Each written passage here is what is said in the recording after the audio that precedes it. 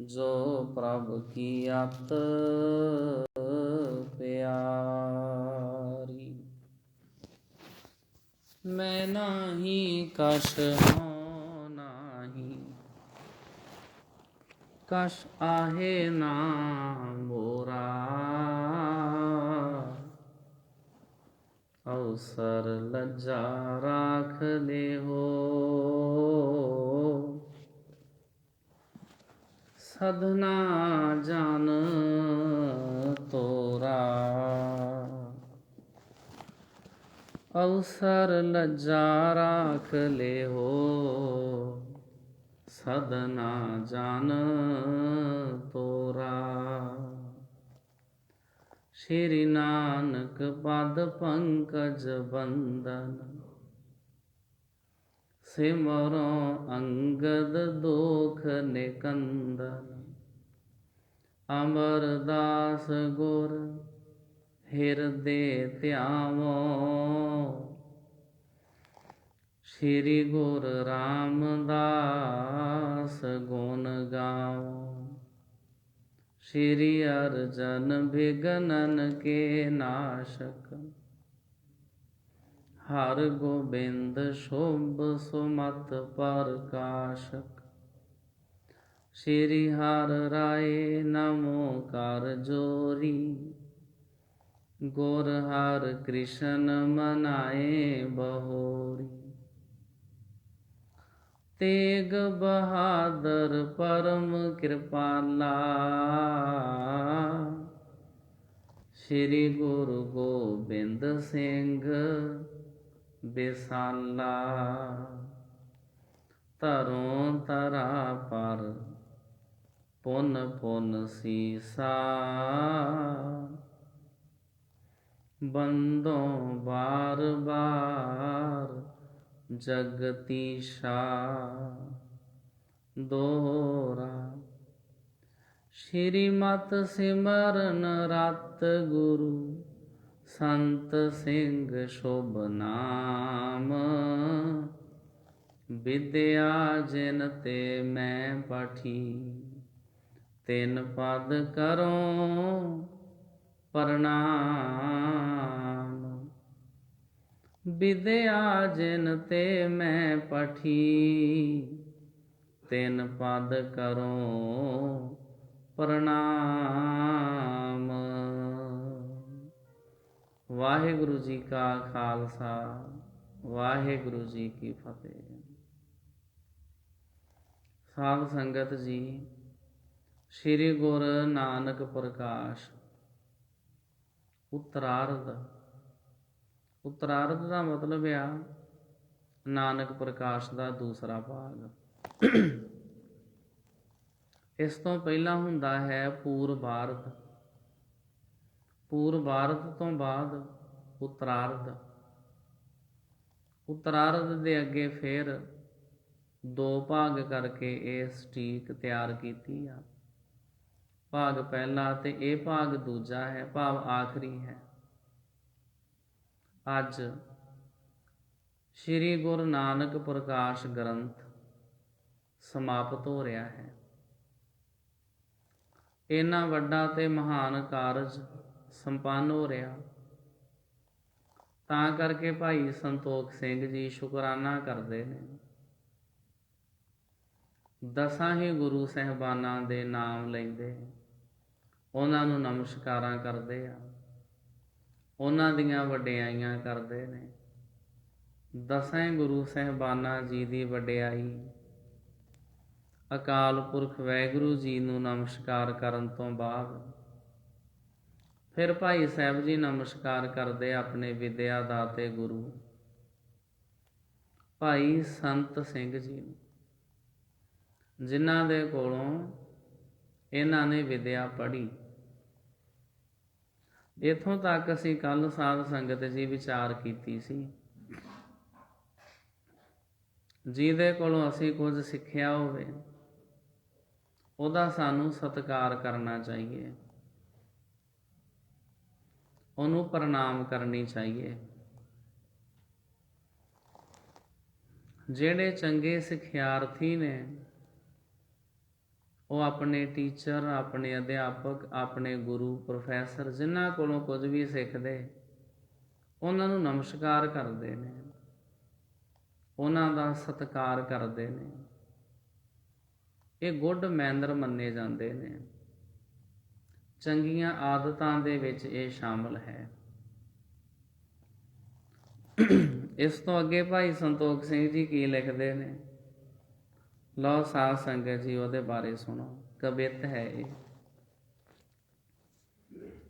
ਸੂਤਾ ਸਭ ਤਾਸ ਕੀ ਨਸਈਆ, ਪਾਪ ਰਾਸ ਕੀ ਦੇਵਈਆ, ਮੁਖ ਦਾਸ ਕੀ ਲਖੈ ਜੋ ਨੇਮ ਜਮੁਨਾ।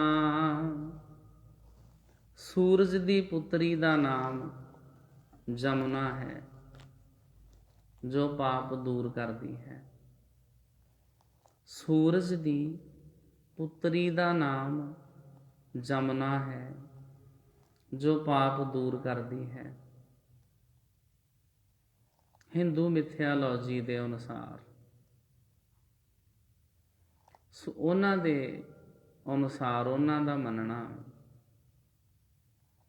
ਉਹ ਕਹਿੰਦੇ ਵੀ ਸੂਰਜ ਦੀ ਜਿਹੜੀ ਘਰ ਵਾਲੀ ਆ ਉਹਦਾ ਨਾਮ ਅੰਜਣਾ ਵਾ।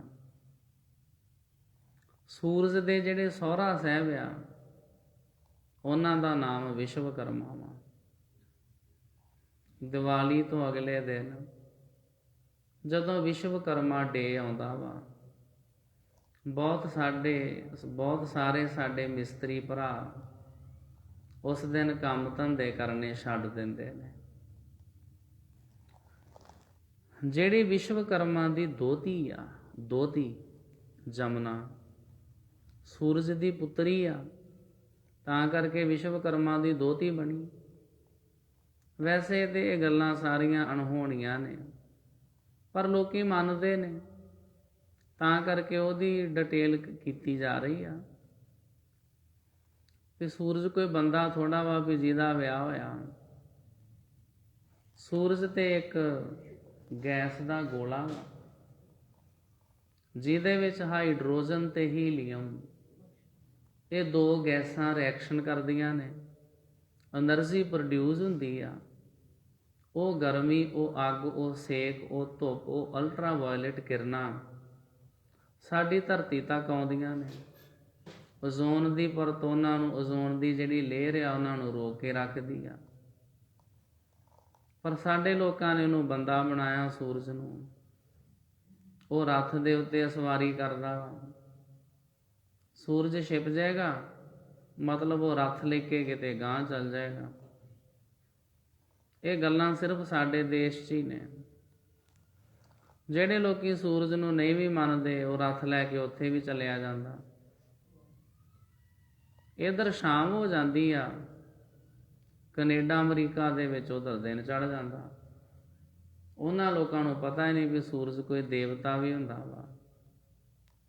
ਉਹਨਾਂ ਦੇ ਵਾਸਤੇ ਸੂਰਜ ਬਸ ਸਾਨੀ ਆ। ਰਹੋ ਵਿਚਾਰ, ਜਿਸ ਦਿਨ ਵਿਸ਼ਵਕਰਮਾ ਡੇ ਹੁੰਦਾ ਵਾ, ਉਹਨਾਂ ਦੀ ਜਿਹੜੀ ਦੋਹਤੀ ਆ ਉਹ ਤੇ ਆਪਣੇ ਨਾਨਾ ਜੀ ਦਾ ਬਰਥਡੇ ਸੈਲੀਬ੍ਰੇਟ ਕਰਦੀ ਨਹੀਂ ਆ। ਉਸ ਦਿਨ ਚਾਹੀਦਾ ਨਾ ਫਿਰ ਵੀ ਵਿਸ਼ਵਕਰਮਾ ਜੀ ਦੀ ਦੋਹਤੀ ਆਪਣੇ ਨਾਨਾ ਜੀ ਦਾ ਜਨਮ ਦਿਨ ਸੈਲੀਬ੍ਰੇਟ ਕਰਦੀ ਹੋਈ ਉਸ ਦਿਨ ਵਗਣਾ ਬੰਦ ਕਰ ਦੇਵੇ ਵੀ ਮੈਂ ਅੱਜ ਵਗਣਾ ਹੀ ਨਹੀਂ, ਉਹ ਤਾਂ ਵੀ ਵਗੀ ਜਾਂਦੀ ਆ। ਜਦੋਂ ਉਹ ਨਹੀਂ ਆਪਣਾ ਕੰਮ ਛੱਡਦੀ, ਅਸੀਂ ਆਪਣੇ ਕੰਮ ਕਿਉਂ ਛੱਡੀਏ ਫਿਰ? ਰਹੋ ਵਿਚਾਰ। ਜਿਸ ਤਰ੍ਹਾਂ ਮੰਨਿਆ ਜਾਂਦਾ ਜੀ, ਪਹਿਲਾਂ ਮੈਂ ਕੁਝ ਜਿਹੜੀਆਂ ਮੇਰੀਆਂ ਪਹਿਲੀਆਂ ਰਿਕਾਰਡਿੰਗਸ ਨੇ ਕਥਾ ਦੀਆਂ, ਉਹਨਾਂ ਵਿੱਚ ਹੋ ਸਕਦਾ ਮੈਂ ਜਮਨਾ ਨੂੰ ਵਿਸ਼ਵਕਰਮਾ ਦੀ ਪੁੱਤਰੀ ਕਿਹਾ ਹੋਵੇ, ਕਿਸੇ ਵੇਲੇ ਨਹੀਂ ਧਿਆਨ ਵਿੱਚ ਰਹਿੰਦਾ। ਪਰ ਇੱਥੇ ਹੁਣ ਭਾਈ ਸਾਹਿਬ ਲਿਖਦੇ ਨੇ ਪੁੱਤਰੀ ਨਹੀਂ, ਉਹ ਦੋਹਤੀ ਆ, ਕਿਉਂਕਿ ਸੂਰਜ ਦੀ ਪੁੱਤਰੀ ਆ ਨਾ, ਤਾਂ ਕਰਕੇ। ਸੂਰਜ ਦੀ ਪੁੱਤਰੀ ਦਾ ਨਾਮ ਜਮਨਾ ਹੈ, ਜੋ ਪਾਪ ਦੂਰ ਕਰਦੀ ਹੈ। ਲੋਕਾਂ ਦੇ ਮੰਨਣੇ ਅਨੁਸਾਰ ਭਾਈ ਸਾਹਿਬ ਲਿਖਦੇ ਆ, ਸੇਵਕਾਂ ਨੂੰ ਮੁਕਤੀ ਬਖਸ਼ਦੀ ਹੈ ਤੇ ਇੱਕ ਵਾਰ ਛੂਹਣ ਨਾਲ ਇਹ ਆਪਣੀ ਪਵਿੱਤਰਤਾ ਨਾਲ ਪਵਿੱਤਰ ਕਰਦੀ ਹੈ। ਜੋ ਇਸ ਦੇ ਪਾਣੀ ਨੂੰ ਪੀਂਦੇ ਹਨ, ਇਸ਼ਨਾਨ ਕਰਦੇ ਹਨ, ਉਹਨਾਂ ਨੂੰ ਜਮ ਦੁੱਖ ਨਹੀਂ ਦਿੰਦੇ। ਇਸ ਤਰ੍ਹਾਂ ਮੰਨਣਾ ਹੈ ਲੋਕਾਂ ਦਾ। ਇਸੇ ਤਰ੍ਹਾਂ ਹੀ ਲੋਕੀ ਗੰਗਾ ਦੇ ਬਾਰੇ ਮੰਨਦੇ ਨੇ। ਜਦੋਂ ਕੋਈ ਬੰਦਾ ਮਰਨ ਲੱਗਦਾ ਵਾ, ਹੋਰ ਚੀਜ਼ਾਂ ਤੇ ਉਹਦੇ ਮੂੰਹ 'ਚ ਪਾਉਂਦੇ ਹੀ ਨੇ। ਆ ਜਿੱਥੋਂ ਸਾਧ ਸੰਗਤ ਜੀ ਕਰਮੇਸ਼ਨ ਦਾ ਸਮਾਨ ਮਿਲਦਾ ਨਾ, ਕਿਸੇ ਦਾ ਸੰਸਕਾਰ ਕਰਨਾ ਹੋਵੇ ਤੇ ਸਮਾਨ ਲਿਆਈਦਾ, ਉੱਥੋਂ ਇੱਕ ਪਲਾਸਟਿਕ ਦੀ ਸ਼ੀਸ਼ੀ ਦੇ ਵਿੱਚ ਗੰਗਾ ਦਾ ਜਲ ਵੀ ਮਿਲਦਾ। ਉਹ ਵੀ ਲਿਆ ਕੇ ਲੋਕੀ ਮੁਰਦੇ ਦੇ ਮੂੰਹ ਵਿੱਚ ਪਾਉਂਦੇ ਨੇ। ਗੰਗਾ ਦਾ ਜਲ ਪਵਿੱਤਰ ਮੰਨਿਆ ਜਾਂਦਾ ਵਾ। ਵੈਸੇ ਨਹੀਂ ਲੋਕੀ ਪੀਂਦੇ। ਵੈਸੇ ਫਿਲਟਰ ਦਾ ਪਾਣੀ ਪੀਂਦੇ ਆ, ਬਿਸਲੇਰੀ ਇਤਿਆਦਿਕ, ਉਹ ਫਿਲਟਰ ਦਾ ਪਾਣੀ ਪੀਂਦੇ ਆ, ਵੈਸੇ ਨਹੀਂ ਪੀਂਦੇ। ਉਹਨਾਂ ਨੂੰ ਪਤਾ ਹੁੰਦਾ ਇਹਦੇ 'ਚ ਕੀਟਾਣੂ ਆ, ਇਹ ਸਾਨੂੰ ਬਿਮਾਰ ਕਰ ਸਕਦਾ ਵਾ। ਤੇ ਜਦੋਂ ਕੋਈ ਬੰਦਾ ਮਰ ਗਿਆ ਹੋਵੇ, ਉਹਦੇ ਮੂੰਹ ਵਿੱਚ ਗੰਗਾ ਦਾ ਜਲ ਲਿਆ ਕੇ ਪਾਉਂਦੇ ਵੀ ਇਹ ਪਵਿੱਤਰ ਹੁੰਦਾ ਵਾ। ਇਹਦੇ ਨਾਲ ਬੰਦੇ ਦੀ ਮੁਕਤੀ ਹੋ ਜਾਂਦੀ ਆ। ਜੇ ਭਲੇ ਹੋਏ ਪਵਿੱਤਰ ਹੁੰਦਾ ਵਾ, ਫਿਰ ਤੁਸੀਂ ਆਪ ਕਿਉਂ ਨਹੀਂ ਪੀਂਦੇ? ਫਿਰ ਤੁਸੀਂ ਆਪ ਫਿਲਟਰ ਦਾ ਪਾਣੀ ਕਿਉਂ ਪੀਂਦੇ ਹੋ? ਫਿਰ ਜਿਹੜੇ ਧਾਰਮਿਕ ਤੀਰਥ ਆ, ਉੱਥੋਂ ਬੋਤਲਾਂ ਭਰ ਕੇ ਉਹਦਾ ਪਾਣੀ ਪੀਆ ਕਰੋ। ਭਾਈ ਸਾਹਿਬ ਲਿਖਦੇ ਵੀ ਲੋਕਾਂ ਦਾ ਮੰਨਣਾ ਹੈ ਵੀ ਜਿਹੜੇ ਨਾ ਜਮਨਾ ਦਾ ਪਾਣੀ ਪੀਂਦੇ ਆ, ਇਸ਼ਨਾਨ ਕਰਦੇ ਨੇ, ਉਹਨਾਂ ਨੂੰ ਜਮ ਦੁੱਖ ਨਹੀਂ ਦਿੰਦੇ। ਇਸ ਦਾ ਕਾਲਾ ਪਾਣੀ, ਇਸ ਦੇ ਨੈਣ ਕਮਲ ਜਿਹੇ ਹਨ। ਜਮਨਾ ਦਾ ਪਾਣੀ ਕਾਲਾ ਵਾ, ਤਾਂ ਕਰਕੇ ਭਾਈ ਸਾਹਿਬ ਲਿਖਦੇ ਵੀ ਨਹੀਂ, ਉਹ ਕਾਲਾ ਪਾਣੀ ਨਹੀਂ ਆ, ਉਹ ਜਮਨਾ ਦੀਆਂ ਅੱਖਾਂ ਨੇ ਕਾਲੀਆਂ।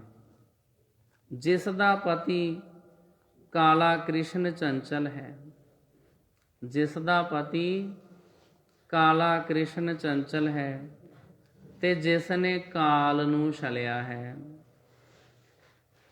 ਇਸ ਜਮਨਾ ਵਿੱਚ ਡੋਬਣ ਦੇ ਵਿਘਨ ਅਤੇ ਤਾਰ ਦੇਣ ਦੇ ਗੁਣ ਬਰਾਬਰ ਹਨ। ਜਮਨਾ ਦੇ ਵਿੱਚ ਔਗਣ ਵੀ ਆ, ਇਹ ਸਾਰਿਆਂ ਦਾ ਭਲਾ ਨਹੀਂ ਕਰਦੀ। ਜੇ ਕੋਈ ਅਣਜਾਣ ਬੰਦਾ ਇਹਦੇ ਵਿੱਚ ਚਲਿਆ ਜਾਵੇ, ਜਿਹਨੂੰ ਤੈਰਨਾ ਨਾ ਆਉਂਦਾ ਹੋਵੇ, ਉਹਨੂੰ ਡੋਬ ਦਿੰਦੀ ਆ। ਇਹ ਉਹਦੇ ਵਿੱਚ ਔਗਣ ਆ। ਜਿਹੜੇ ਤੀਰਥ ਨੇ, ਉਹਨਾਂ ਦੇ ਵਿੱਚ ਬੰਦਾ ਡੁੱਬ ਵੀ ਜਾਂਦਾ। ਇਹ ਭਾਈ ਸਾਹਿਬ ਲਿਖਦੇ ਵੀ ਇੱਕ ਔਗਣ ਆ ਤੀਰਥਾਂ ਦਾ, ਇਕੱਲੀ ਜਮਨਾ ਦਾ ਹੀ ਨਹੀਂ, ਇਹਦੇ ਨਾਲ ਇਨਕਲੂਡ ਕਰ ਲਓ ਸਾਰੇ ਬਾਕੀ ਜਿਹੜੇ ਤੀਰਥ ਆ ਨਾ, ਉਹਨਾਂ ਵਿੱਚ ਬੰਦਾ ਡੁੱਬ ਵੀ ਜਾਂਦਾ। ਸਾਡੇ ਆਪਣੇ ਜ਼ਿਲ੍ਹੇ ਦੇ ਵਿੱਚ ਜਿਹੜਾ ਤਰਨ ਤਾਰਨ ਦਾ ਸਰੋਵਰ ਆ ਨਾ ਜੀ, ਉਹ ਸਭ ਤੋਂ ਵੱਡਾ ਮੰਨਿਆ ਜਾਂਦਾ।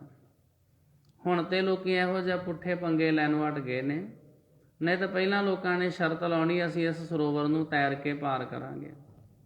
ਕਈ ਬੰਦੇ ਤੇ ਤੈਰ ਕੇ ਪਾਰ ਕਰਦੇ ਕਰਦੇ ਵਿੱਚ ਡੁੱਬ ਕੇ ਮਰ ਗਏ। ਕਈ ਲੋਕੀ ਤੰਗ ਪਰੇਸ਼ਾਨ ਦੁਖੀ ਹੋਏ ਸਰੋਵਰ 'ਚ ਛਾਲਾਂ ਮਾਰ ਕੇ ਮਰ ਗਏ। ਇਸ ਤਰ੍ਹਾਂ ਦੀਆਂ ਖਬਰਾਂ ਅਸੀਂ ਆਮ ਹੀ ਛੋਟੇ ਹੁੰਦੇ ਵਹਿੰਦੇ ਹੁੰਦੇ ਸਾਂ, ਸੁਣਦੇ ਹੁੰਦੇ ਸਾਂ ਵੀ ਅੱਜ ਵੀ ਉਹ ਫਲਾਨਾ ਤਰਨ ਤਾਰਨ ਸਰੋਵਰ 'ਚ ਫਲਾਨਾ ਬੰਦਾ ਡੁੱਬ ਕੇ ਮਰ ਗਿਆ। ਉਹ ਫਲਾਨਿਆਂ ਦਾ ਬੰਦਾ ਸੀ, ਉਹਨੇ ਕਿਸੇ ਨਾਲ ਸ਼ਰਤ ਲਾ ਲਈ ਵੀ ਮੈਂ ਸਾਰਾ ਸਰੋਵਰ ਤੈਰ ਕੇ ਪਾਰ ਕਰਾਂਗਾ। ਪਾਰ ਉਹਦੇ ਕੋਲੋਂ ਹੋਇਆ ਨਾ, ਦਮ ਟੁੱਟ ਗਿਆ, ਵਿੱਚੇ ਡੁੱਬ ਕੇ ਮਰ ਗਿਆ। ਹੁਣ ਲੋਕਾਂ ਨੇ ਤੈਰਨਾ ਤੇ ਕੀ, ਹੁਣ ਤੇ ਲੋਕੀ ਆ ਸਰੋਵਰਾਂ 'ਚੋਂ ਨਹਾਉਣੋਂ ਹੀ ਹਟਦੇ ਜਾਂਦੇ ਆ। ਪਤਾ ਨਹੀਂ ਜਾਂ ਲੋਕੀ ਸਿਆਣੇ ਹੁੰਦੇ ਜਾਂਦੇ ਜਾਂ ਕੀ ਕਾਰਨ ਆ। ਹੁਣ ਨਹਾਉਂਦੇ ਲੋਕੀ ਘੱਟ ਆ। ਮਾਘੀ ਦਾ ਇਸ਼ਨਾਨ ਬੜਾ ਫੇਮਸ ਸੀ ਵੀ ਕਹਿੰਦੇ ਮਾਘੀ ਦਾ ਇਸ਼ਨਾਨ ਕਰਨਾ ਚਾਹੀਦਾ। ਮੈਂ ਆਪ ਖੁਦ ਕਰਕੇ ਵੇਖਿਆ। ਮਾਘੀ ਵਾਲੇ ਦਿਨ ਧੁੰਦ ਪਈ, ਸੰਗਰਾਂਦ ਵਾਲੇ ਦਿਨ, ਹੋਰ ਤੇ ਲਾਗੇ ਕੋਈ ਵੀ ਨਹੀਂ ਸੀ ਕਰਦਾ। ਪਤਾ ਨਹੀਂ ਹੁਣ ਹਟਦੇ ਜਾਂਦੇ ਲੋਕ ਇਹਨਾਂ ਚੀਜ਼ਾਂ ਤੋਂ।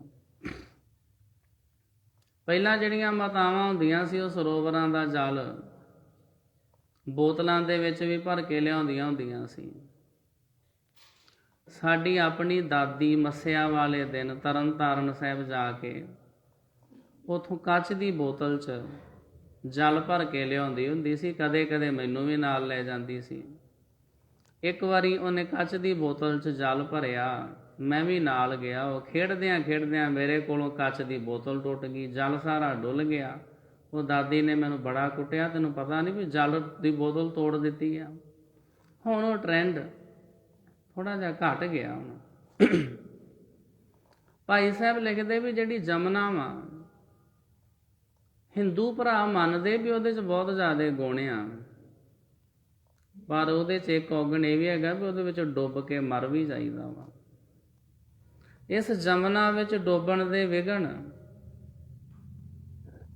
ਅਤੇ ਤਾਰ ਦੇਣ ਦੇ ਗੁਣ ਬਰਾਬਰ ਹਨ। ਇਹ ਜਮਨਾ ਸਦਾ ਹੀ ਸਮੁੰਦਰਾਂ ਨੂੰ ਜਾਣ ਵਾਲੀ ਸ਼ੋਭ ਰਹੀ ਹੈ। ਇਹ ਸਾਧ ਸੰਗਤ ਜੀ ਮੈਂ ਜ਼ਿਕਰ ਕਰਦਿਆਂ ਵੀ ਜੋ ਮੈਂ ਤੁਹਾਨੂੰ ਸੁਣਾ ਰਿਹਾ ਨਾ, ਇੱਥੋਂ ਪੜ੍ਹ ਕੇ ਸੁਣਾ ਰਿਹਾ, ਮੈਂ ਆਪਣੇ ਕੋਲੋਂ ਨਹੀਂ ਸੁਣਾਉਂਦਾ। ਜੋ ਕੁਝ ਮੈਂ ਪੜ੍ਹ ਕੇ ਸੁਣਾ ਰਿਹਾ ਹਾਂ ਉਹਦੇ ਵਿੱਚ ਮੈਂ ਜ਼ਰੂਰ ਡਿਟੇਲ ਕਰ ਦਿੰਦਾ ਹਾਂ। ਭਾਈ ਸੰਤੋਖ ਸਿੰਘ ਜੀ ਨੇ ਲਿਖਿਆ ਹੈ ਕਵਿਤ। ਅੱਗੇ ਲਿਖਦੇ ਆ, ਕਹਿੰਦੇ ਛਪੈ। ਉਸ ਤੋਂ ਅੱਗੇ ਫਿਰ ਭਾਈ ਸਾਹਿਬ ਜੀ ਲਿਖਦੇ ਨੇ, ਕਹਿੰਦੇ ਨੇ ਵੀ ਇਸ ਤਰੀਕੇ ਦੇ ਨਾਲ ਏਕ ਬਾਰ ਬਾਰ ਸੋਏ ਪਾਵਨਤਾ, ਪਾਵਨ ਕੇ ਪਾਨ ਤੈ ਇਸ਼ਨਾਨ ਤੈ ਦੁਖਤ ਤੈਨ ਜਮਨਾ। श्याम जल जल जब लोचनी को श्याम पत चंचल अशाल जिन शल्यो काल जमुना। जाके अन सामना बिगन गुण सामना, सदीव सेंद गमना सहाय शुभ जमना। ਇਹੋ ਜਿਹੀ ਜਮਨਾ ਨਦੀ ਦੀ ਵਡਿਆਈ ਹੈ। ਛਪੈ ਸ਼੍ਰੀ ਜਮਨਾ ਸੁਖ ਕਰਨ, ਹਰਨ ਦੁਖ ਦਰਨੀ ਕਲਮਲ। ਸੁਮਤ ਸਦਨ ਬਿਦ ਬਦਨ, ਕੁਮਤ ਕਦਨੀ ਸ਼ਿਆਮਲ ਜਲ। ਜਮਨਾ ਸੁੱਖਾਂ ਨੂੰ ਪ੍ਰਦਾਨ ਕਰਨ ਹਾਰੀ, ਦੁੱਖਾਂ ਨੂੰ ਨਸ਼ਟ ਕਰਨ ਵਾਲੀ ਲੋਕੀ ਮੰਨਦੇ ਆ। ਪਾਪਾਂ ਨੂੰ ਨਾਸ਼ ਕਰਨ ਵਾਲੀ ਤੇ ਚੰਗੀ ਬੁੱਧੀ ਦਾ ਘਰ ਹੈ। ਜਮਨਾ ਚੰਦ ਮੁਖ ਵਾਲੀ, ਜਿਵੇਂ ਚੰਦਰਮਾ ਦਾ ਸੋਹਣਾ ਮੁਖ ਹੁੰਦਾ ਨਾ, ਇਸ ਤਰ੍ਹਾਂ ਮੰਨਿਆ ਜਾਂਦਾ। ਚੰਦਰਮਾ ਨੇ ਕਿਹੜਾ ਗਹਿਣੇ ਪਾਏ ਹੁੰਦੇ ਨੇ, ਚੰਦਰਮਾ ਤੇ ਤਾਂ ਵੀ ਸੋਹਣਾ ਲੱਗਦਾ। ਚੰਦਰਮਾ ਵਾਂਗੂ ਚਿਹਰੇ ਦੇ ਉੱਤੇ ਨੂਰ ਹੋਣਾ ਚਾਹੀਦਾ। ਜਮਨਾ ਨੂੰ ਚੰਦਰਮੁਖੀ ਕਹਿੰਦੇ ਆ, ਚੰਦਰਮਾ ਦੇ ਮੁਖ ਵਾਲੀ।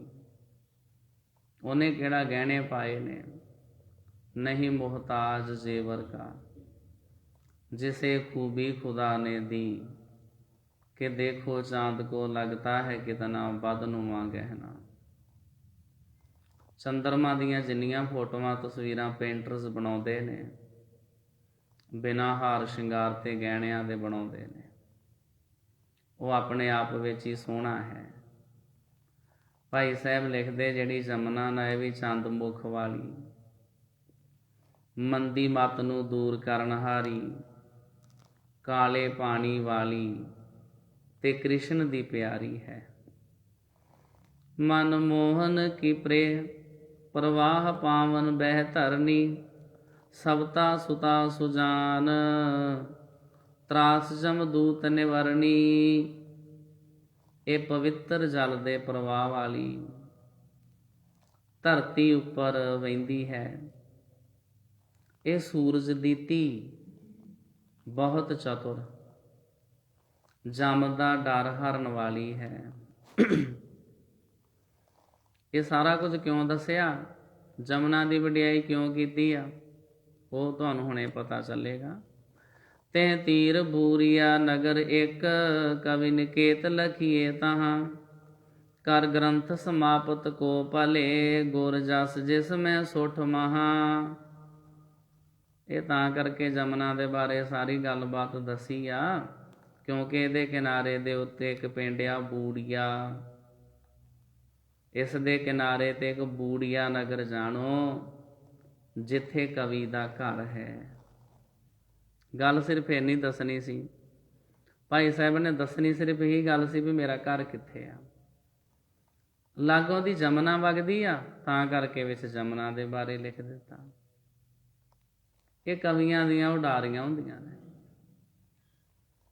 ਉਹਨਾਂ ਨੇ ਇਸ ਤਰੀਕੇ ਦੇ ਨਾਲ ਕਿਸ ਪਾਸਿਓਂ ਗੱਲ ਸ਼ੁਰੂ ਕਰਕੇ ਤੇ ਕਿਹੜੇ ਪਾਸੇ ਸਾਨੂੰ ਲੈ ਕੇ ਜਾਣਾ ਹੁੰਦਾ।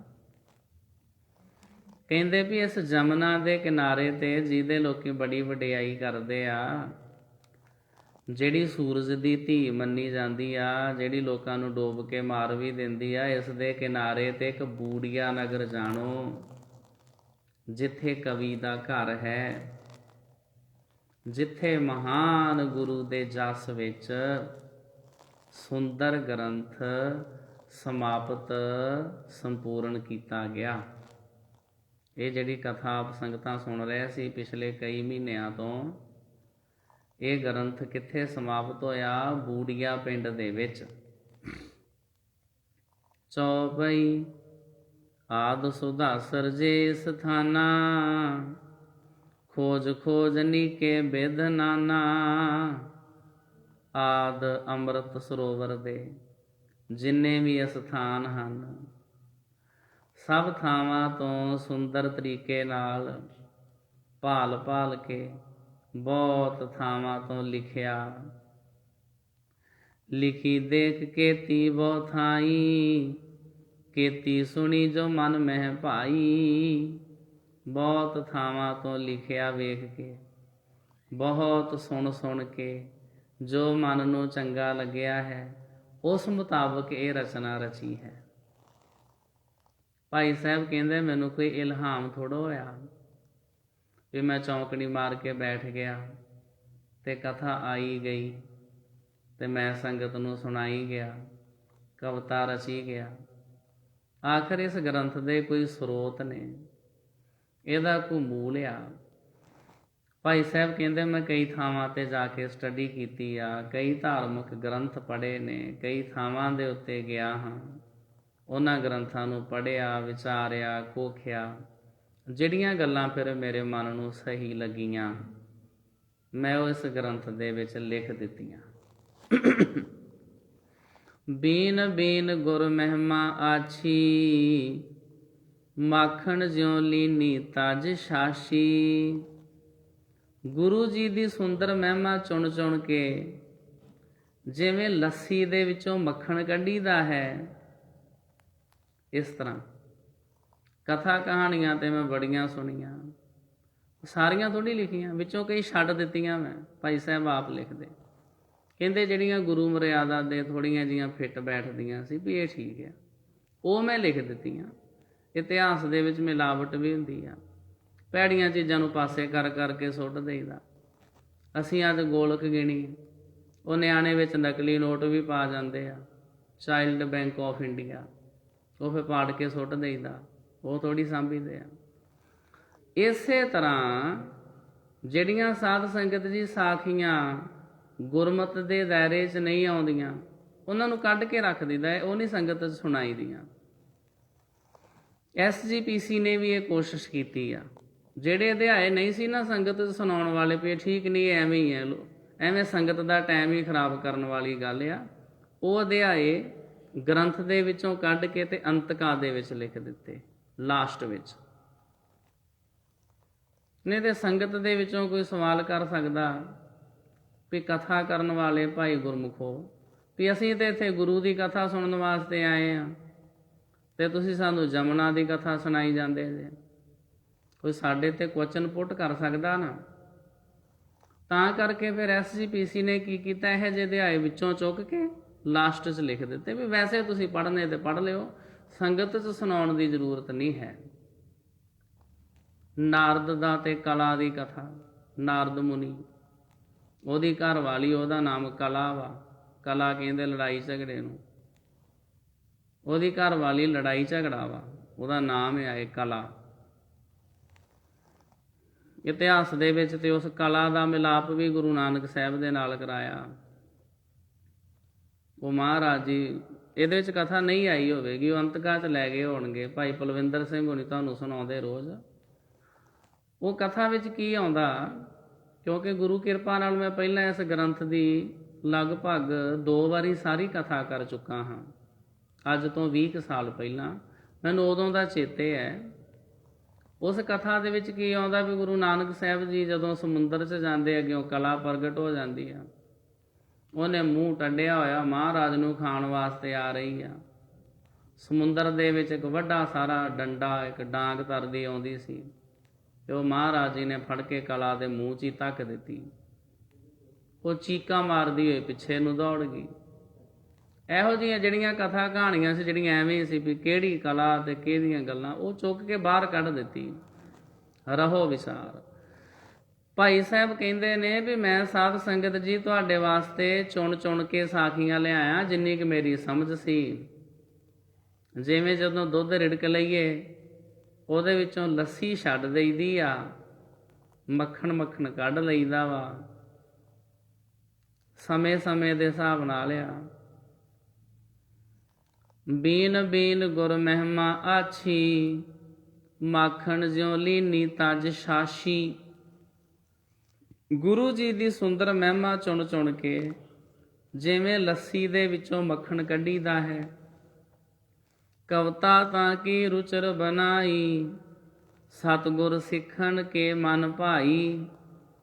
ਇਵੇਂ ਉਹਨਾਂ ਗੁਰੂ ਜੀ ਦੀ ਸੁੰਦਰ ਕਵਿਤਾ ਬਣਾਈ ਹੈ ਜੋ ਸਿੱਖਾਂ ਦੇ ਮਨਾਂ ਨੂੰ ਭਾਉਣ ਵਾਲੀ ਹੈ। ਜਹਾਂ ਭੂਲ ਮੁਝ ਤੇ ਕੁਛ ਹੋਈ, ਸੁਨ ਪਠ ਕਰੈ ਰੋਸ ਨਹਿ ਕੋਈ। ਜਿੱਥੇ ਕਿਤੇ ਵੀ ਮੇਰੇ ਕੋਲੋਂ ਕੋਈ ਭੁੱਲ ਹੋ ਗਈ ਹੋਵੇ, ਸੁਣ ਪੜ੍ਹ ਕੇ ਕੋਈ ਗੁੱਸਾ ਨਾ ਕਰੇ, ਕੋਈ ਗੁੱਸਾ ਨਾ ਕਰਿਓ। ਮੇਰੇ ਕੋਲੋਂ ਵੀ ਭਾਈ ਸਾਹਿਬ ਕਹਿੰਦੇ ਕੋਈ ਘੱਟ ਵੱਧ ਲਿਖਿਆ ਜਾ ਸਕਦਾ ਵਾ, ਉਹਦੇ ਲਈ ਮੈਂ ਆਪ ਸੰਗਤਾਂ ਦੇ ਕੋਲੋਂ ਮੁਆਫੀ ਚਾਹੁੰਦਾ ਹਾਂ। ਕਿਰਪਾ ਧਾਰ ਸੋ ਲਿਹੋ ਬਣਾਏ, ਜਿਉ ਸਤਿਗੁਰ ਸਿੱਖਨ ਮਨ ਭਾਏ। ਕਿਰਪਾ ਕਰਕੇ ਉਸੇ ਤਰ੍ਹਾਂ ਬਣਾ ਲੈਣੀ ਜਿਸ ਤਰ੍ਹਾਂ ਸਤਿਗੁਰੂ ਜੀ ਦੇ ਸਿੱਖਾਂ ਦੇ ਮਨ ਨੂੰ ਭਾਉਂਦਾ ਹੋਵੇ। ਤੁਹਾਨੂੰ ਗੁਰੂ ਦੇ ਸਿੱਖੋ ਇਹ ਅਧਿਕਾਰ ਨੇ, ਜਿੱਥੇ ਤੁਹਾਨੂੰ ਰਲ ਗੱਡ ਲੱਗੇ।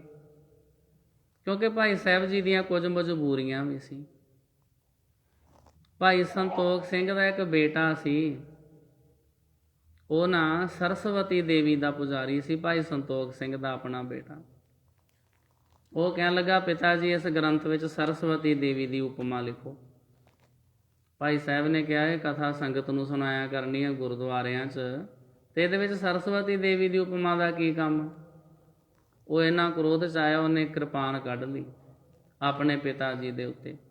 ਕਹਿਣ ਲੱਗਾ ਕਿਰਪਾਨ ਨਾਲ ਮੈਂ ਪਿਤਾ ਜੀ ਤੁਹਾਡਾ ਸਿਰ ਵੱਢ ਦਿਆਂਗਾ, ਨਹੀਂ ਤੇ ਲਿਖੋ ਵਿੱਚ ਸਰਸਵਤੀ ਦੇਵੀ ਦੀ ਕਥਾ, ਵਡਿਆਈ ਲਿਖੋ ਵਿੱਚ।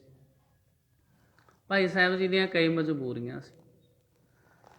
ਭਾਈ ਸੰਤੋਖ ਸਿੰਘ ਜੀ ਦੀ ਇੱਕ ਬੇਟੀ ਰਾਮ ਰਾਈਆਂ ਦੇ ਘਰ ਵਿਆਹੀ ਹੋਈ ਸੀ। ਰਹਿਤ ਮਰਿਆਦਾ 'ਚ ਲਿਖਿਆ ਵੀ ਉਹਨਾਂ ਨਾਲ ਕੋਈ ਸੰਬੰਧ ਨਹੀਂ ਰੱਖਣਾ। ਉਹ ਰਾਮ ਰਾਈਆਂ ਦੇ ਘਰ ਵਿਆਹੀ ਹੋਈ ਸੀ ਤੇ ਜਿਹੜੇ ਕੁੜਮ ਸਨ ਉਹ ਫਿਰ ਰਿਸ਼ਤੇਦਾਰੀ ਆਉਣ ਜਾਣ ਬਣਿਆ ਹੀ ਰਹਿੰਦਾ।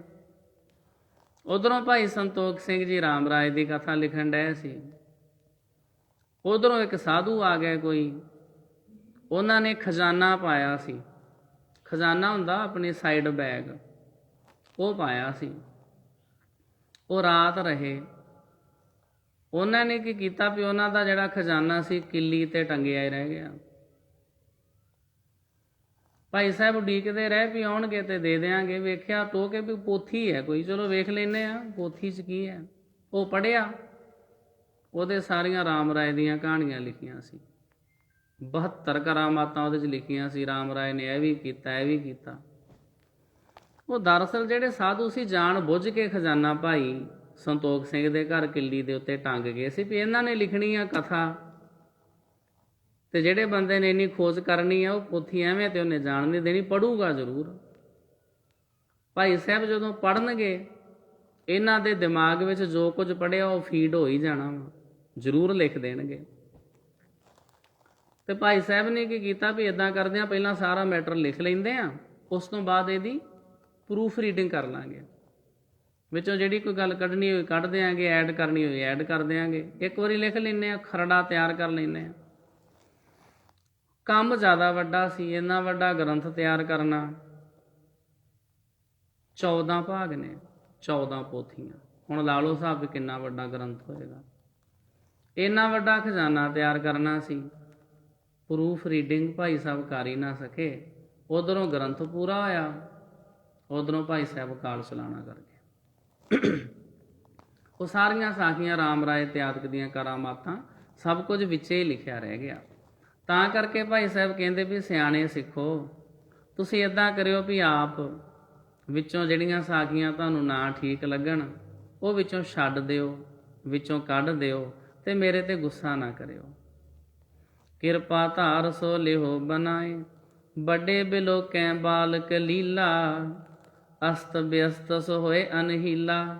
ਬਿਰਧ ਵੱਡੇ ਲੋਕ ਜਦ ਬਾਲ ਲੀਲਾ ਦੇਖਦੇ ਹਨ ਤਾਂ ਬੱਚਿਆਂ ਦੁਆਰਾ ਉਲਟਾ ਪੁਲਟਾ ਬੋਲਣ ਕਰਕੇ ਬਹੁਤ ਕੁਝ ਅਣਮਿਲਿਆ ਰਲਾ ਹੋ ਜਾਂਦਾ ਹੈ। ਅਣਮਿਲਿਆ ਰਲਾ ਹੋ ਜਾਂਦਾ ਹੈ।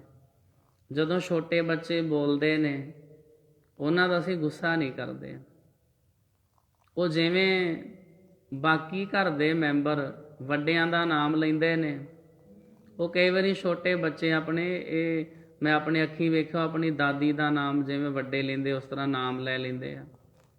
ਜੋ ਮਰਜ਼ੀ ਬੋਲਦੇ ਆ, ਅਸੀਂ ਉਹਨਾਂ ਦਾ ਗੁੱਸਾ ਨਹੀਂ ਕਰਦੇ ਪਏ, ਉਹਨੂੰ ਤਾਂ ਪਤਾ ਹੀ ਨਹੀਂ ਅਜੇ। ਇਹ ਤਾਂ ਜਿੱਦਾਂ ਲੋਕਾਂ ਵੱਲ ਵੇਖਦਾ ਉਸੇ ਤਰ੍ਹਾਂ ਹੀ ਬੋਲਦਾ ਹੈ। ਭਾਈ ਸਾਹਿਬ ਕਹਿੰਦੇ ਜਦੋਂ ਬੱਚੇ ਬੋਲਦੇ ਆ ਤੇ ਅਸੀਂ ਗੁੱਸਾ ਨਹੀਂ ਕਰਦੇ, ਇਸੇ ਤਰ੍ਹਾਂ ਮੇਰੀ ਕਿਸੇ ਗੱਲ ਦਾ ਗੁੱਸਾ ਨਾ ਕਰਿਓ।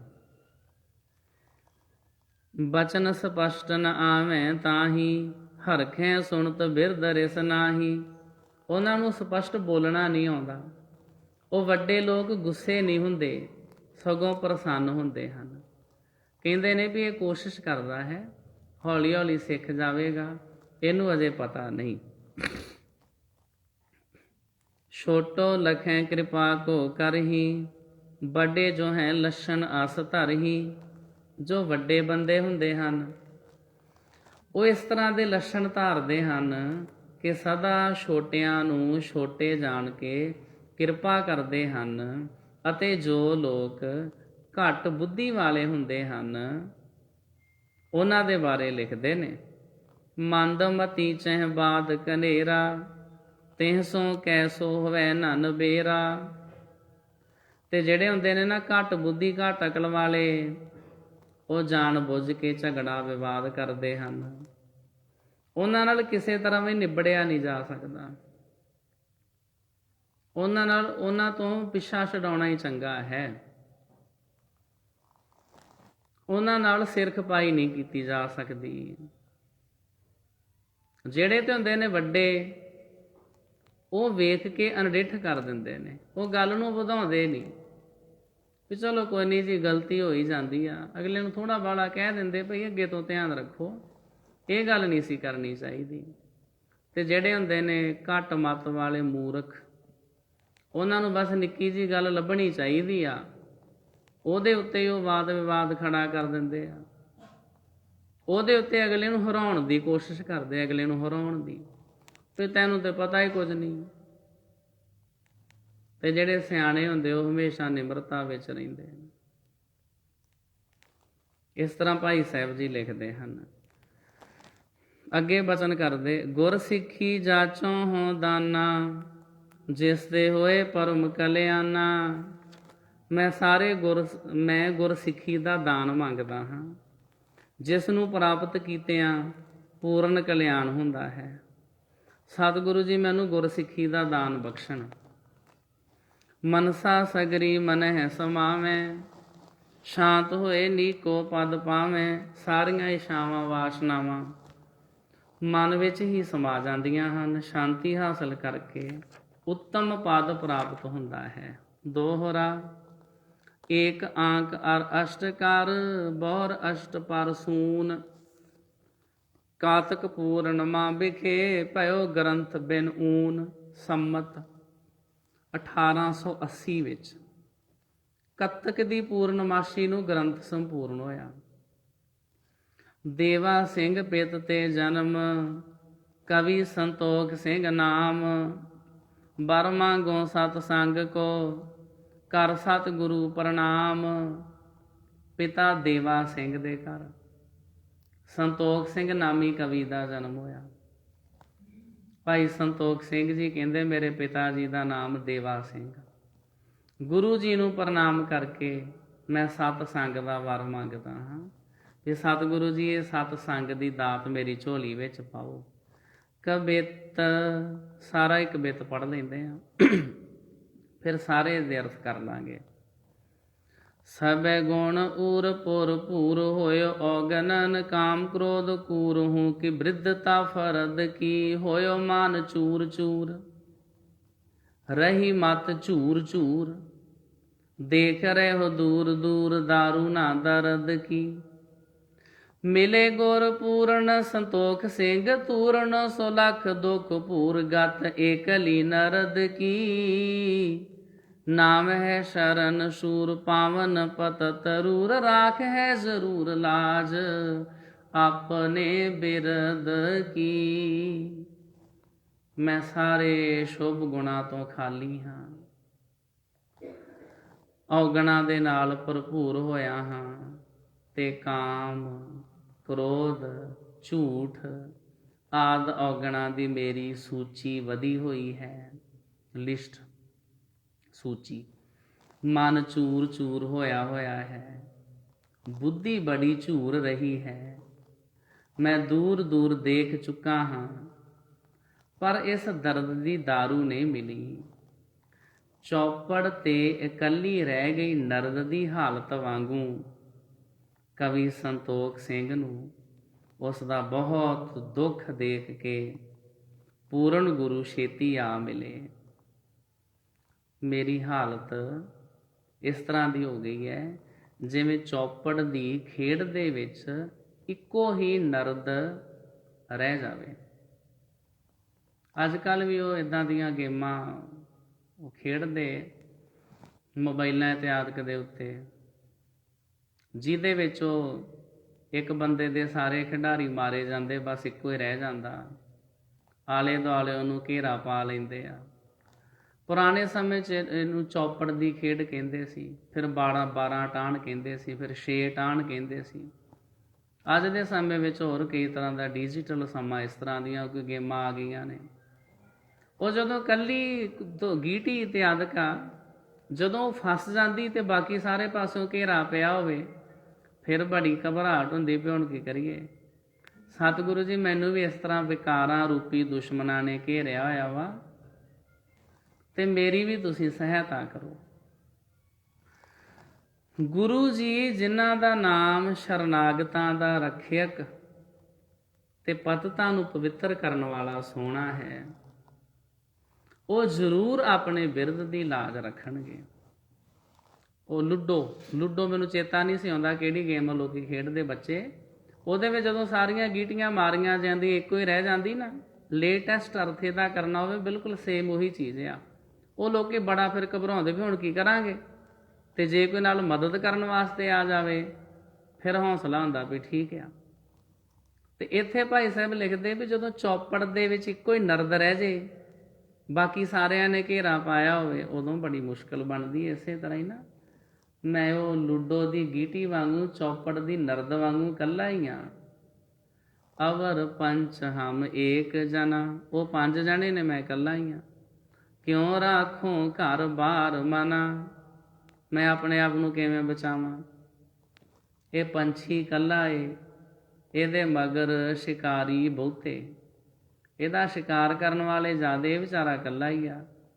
ਹੁਣ ਤੇ ਸਤਿਗੁਰੂ ਜੀ ਰੱਖਿਆ ਕਰਨ। ਗੁਰੂ ਜੀ ਜਿਨ੍ਹਾਂ ਦਾ ਨਾਮ ਸ਼ਰਨਾਗਤਾਂ ਦਾ ਰੱਖਿਅਕ ਤੇ ਪਤਿਤਾਂ ਨੂੰ ਪਵਿੱਤਰ ਕਰਨ ਵਾਲਾ ਸੋਹਣਾ ਹੈ, ਉਹ ਜ਼ਰੂਰ ਆਪਣੇ ਬਿਰਦ ਦੀ ਲਾਜ ਰੱਖਣਗੇ।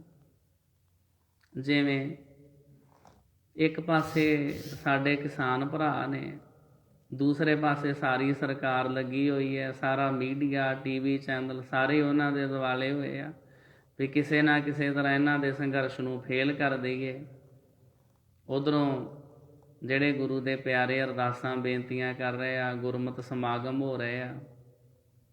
ਇੱਕ ਆਪਣੇ ਗੁਰਮੁਖਾਂ ਕਿਸਾਨਾਂ ਦੀ ਜਿਹੜੇ ਜੇਲ੍ਹਾਂ ਵਿੱਚ ਬੰਦ ਨੇ, ਜਿਹੜੇ ਸ਼ਹੀਦ ਹੋ ਗਏ ਨੇ, ਜਿਨ੍ਹਾਂ ਦੇ ਉੱਤੇ ਕੇਸ ਪਾਏ ਹੋਏ, ਉਹਨਾਂ ਦੀ ਚੜ੍ਹਦੀ ਕਲਾ ਵਾਸਤੇ ਗੁਰਮਤਿ ਸਮਾਗਮ 15 ਫਰਵਰੀ ਸੋਮਵਾਰ ਵਾਲੇ ਦਿਨ ਸੰਨ 2021 ਜਿਹੜਾ ਚੱਲ ਰਿਹਾ ਵਾ, ਸੋਮਵਾਰ ਵਾਲੇ ਦਿਨ ਸਵੇਰੇ 10 ਵਜੇ ਆਪਣੇ ਗੁਰਦੁਆਰਾ ਸਾਹਿਬ ਵਿਖੇ ਕਿਸਾਨਾਂ ਦੀ ਚੜ੍ਹਦੀ ਕਲਾ ਦੇ ਵਾਸਤੇ ਗੁਰਮਤਿ ਸਮਾਗਮ ਹੋ ਰਿਹਾ। ਉਹਦੇ ਵਿੱਚ ਸਾਰੀਆਂ ਸੰਗਤਾਂ ਹਾਜ਼ਰ ਹੋਇਓ। ਇੱਕ ਪਾਸੇ ਕਿਸਾਨ ਆ, ਦੂਸਰੇ ਪਾਸੇ ਕਿੰਨਿਆਂ ਨੇ ਉਹਨਾਂ ਨੂੰ ਘੇਰਾ ਪਾਇਆ ਹੋਇਆ। ਉਹ ਸਤਿਗੁਰੂ ਜੀ ਜ਼ਰੂਰ ਆਪਣੇ ਬਿਰਧ ਦੀ ਲਾਜ ਰੱਖਣਗੇ। ਕਬਿਤ ਲਾਸਟ ਕਬਿਤ,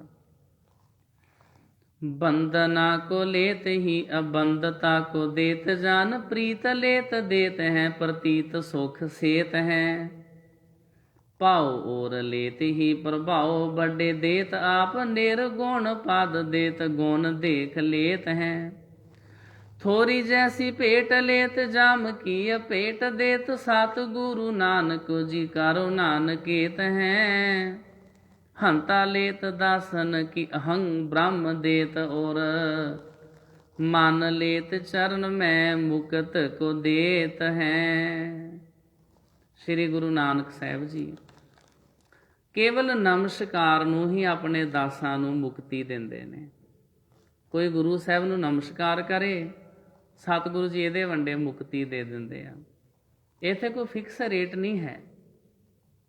कंचन स्यों पाइए नहीं तोल, मन दे राम लिया है मोल। इत्थे नमस्कार दे वंडे सब कुछ मिल जाता। फिर प्रीति लैके अपना सिदक बख्शते हैं। सुखां दा पुल गुरु जी हैं, तो फिर अपने दासां दे दिल दा प्रेम लैके आप गुरु जी दासां नूं आत्म बल देंदे हैं, ते शुभ गुण देख के गुणा तो अतीत अवस्था दान दिंदे हन। थोड़ी जही भेटा लैंदे हन ते जमदे भै तो बचाउंदे हन। श्री सतगुरु नानक देव जी ऐसे किरपा दे घर हन। दासां दी हंगता लैके भाव नाश करके हिरदे विच ब्रह्म ज्ञान दी बख्शिश करके दासां दा मन लैके चरनां विच मुक्ति दा दान दिंदे हन। इत श्री नानक प्रकाश ग्रंथे उत्तरार्धे श्री गुरु नानक जी सचखंड गमन प्रसंग वर्णनंग नाम सपत 50 अध्याय। श्री गुरु नानक प्रकाश दे उत्तरार्ध दा श्री गुरु नानक जी का सचखंड जाना नामी 57वां अध्याय समाप्त होया। समाप्त मस्त शुभ मस्त श्री गुरु नानक प्रकाश ग्रंथ सारा समाप्त होया। इत्थे साध संगत जी श्री गुरु नानक साहिब जी महाराज ज्योति जोत समा गए, ते ये ग्रंथ साध संगत जी इस तरीके नाल इत्थे समाप्त हो जाता है। गुरु साहिब जी किरपा करनगे। इस तो अगला फिर जिहड़ा ग्रंथ है उहनूं कहंदे ने श्री गुरप्रताप सूरज ग्रंथ। वो फिर असीं कल दे समय विच आरंभ करांगे। अज दे वक्त इतनियां बेनतियां प्रवान करनियां जी। होईयां भुल्लां गलतियां दी मुआफ़ी। सतगुर सच्चे पातशाह जी साडे सारियां ते किरपा करन। कथा निता प्रत होत है, सुनो सिंह सुजान, नानक गुरु गोबिंद सिंह जी सदा करे कल्याण। ਇਹਦਾ अर्थ ਆ भी रोज़ ही कथा ਹੁੰਦੀ ਆ। ਸਿਆਣੇ गुरु ਦੇ ਸਿੱਖੋ ਸੁਣਿਆ ਕਰੋ। ਜੇ ਸਵੇਰੇ ਨਾ ਸੁਣ ਸਕੋ ਸ਼ਾਮ ਨੂੰ ਸੁਣ ਲਿਆ ਕਰੋ। ਜੇ ਸ਼ਾਮ ਨੂੰ ਨਾ ਸੁਣ ਸਕੋ ਸ਼ਾਮ ਨੂੰ ਰਾਤ ਨੂੰ 7:15 ਵਜੇ ਆ ਜਾਇਆ ਕਰੋ। ਉਦੋਂ ਵੀ ਇੱਕ ਸ਼ਬਦ ਪੜ੍ਹ ਕੇ ਤੇ ਫਿਰ ਉਹਦੇ ਅਰਥ ਕਰਨੇ ਹੁੰਦੇ ਆ 10-15 ਮਿੰਟਾਂ 'ਚ। ਪਰ ਜ਼ਰੂਰ ਸੁਣੋ। कथा निता प्रत होत है, सुनो सिंह सुजान, नानक गुरु गोबिंद सिंह जी सदा करे कल्याण। सतगुरु जी साडी कल्याण करन। वाहिगुरु जी का खालसा